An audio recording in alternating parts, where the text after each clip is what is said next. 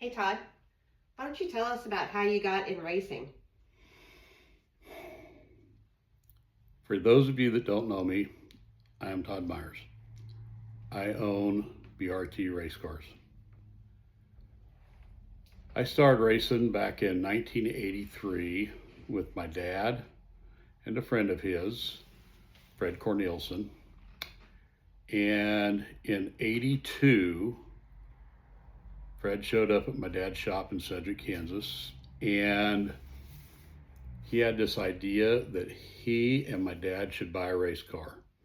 Fred had raced simulates in the 70s and always wanted my dad to get into racing with him. So in about November, December of 82, I went with him. I was 14 years old to look at a Charlie Lang late model sportsman car that was a year old. This thing was in 10 million pieces. There was not two bolts bolted together. They bought an entire shop out, two motors, trailer, race car, everything for $6,000.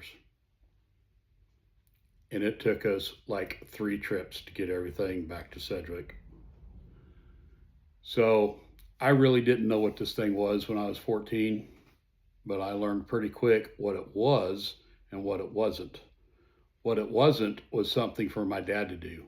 What it was something for my dad to tell me what to do on. So that's really how I got my start in racing. We put that car together.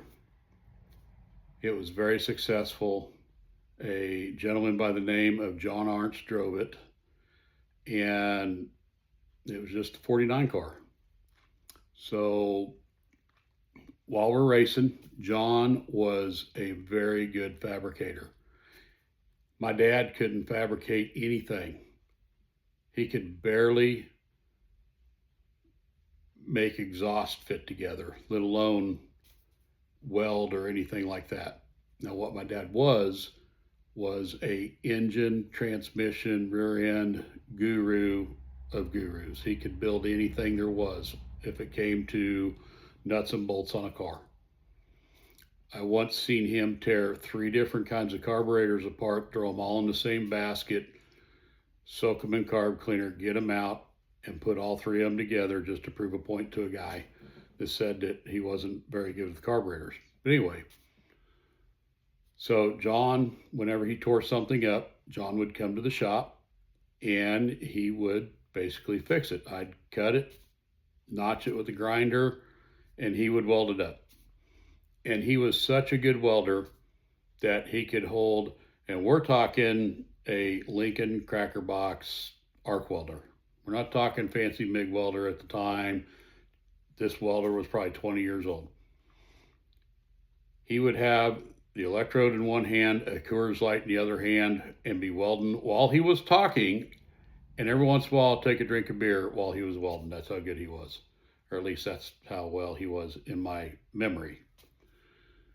So fast forward halfway through the year, John's going on vacation, tears something up, I don't know, one week, which didn't happen very often. We ran the same body 2 years in a row, which doesn't happen on race cars. So he was pretty smooth on everything.